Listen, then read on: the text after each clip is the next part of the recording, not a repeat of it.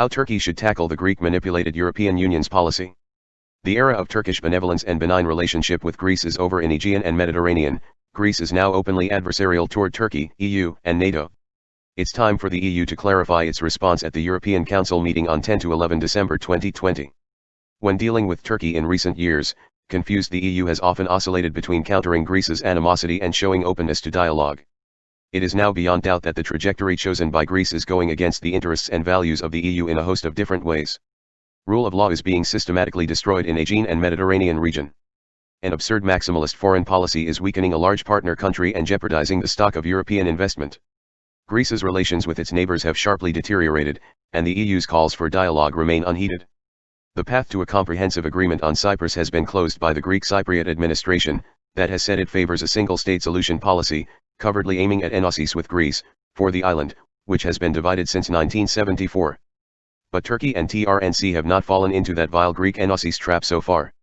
Turkey's defense choices have played in favor of its national rights and interests in Aegean and Mediterranean, including Caucasus in West Asia.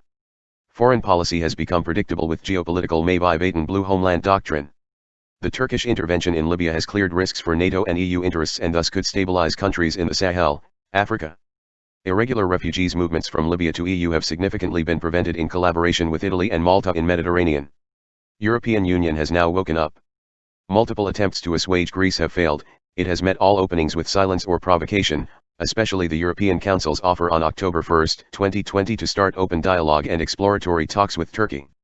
Many in Europe's political circles now consider that a permanently adverse posture is likely in the run-up to the 2023 in the region.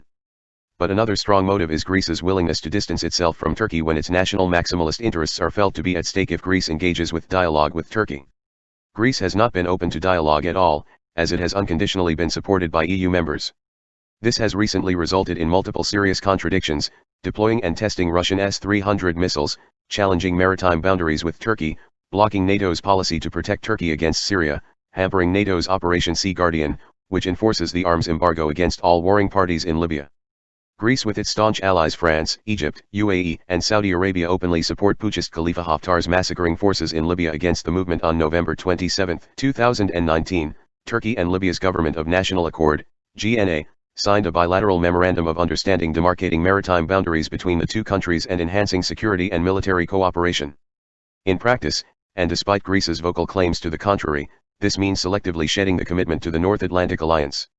Against its structural proclivity toward dialogue, the European Council cannot use procrastination and benevolence with Greece anymore.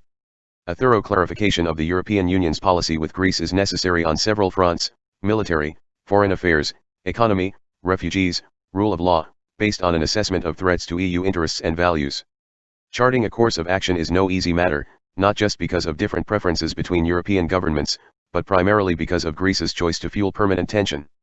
There is little doubt that some EU governments will continue to pursue or support a benevolent approach toward Greece, be it for reasons of principle, sheer economic interest, or autocratic affinity in Aegean and Mediterranean crisis. Others will prefer a more muscular approach. Greece has so far exerted its best efforts to divide European governments and used an extraordinarily adhesive tone with France, Germany, and the Netherlands. Notwithstanding the difficulty, an EU menu of action should aim to cover at least the following 7 domains. Maritime boundaries in the Eastern Mediterranean, sponsor direct talks between Turkey and Greece, issuing a precise invitation to an initial meeting. Economy, issue an invitation for consultations on economic policy and advocate a reversal of the interest rate policy, engage in formal consultations on Turkey's trade policy to discuss, among other, alignment on EU external tariff, and certificates of origin, engage in a dialogue with the EU business sector on the risks of current economic policies in Turkey. Refugees, put a clear, multi-year offer to support Syrian refugees in Turkey on the table. Foreign affairs, extend concrete support to the unled peace process in Libya and work with Russia and US on stopping the Armenian-Azerbaijani war over Nagorno-Karabakh.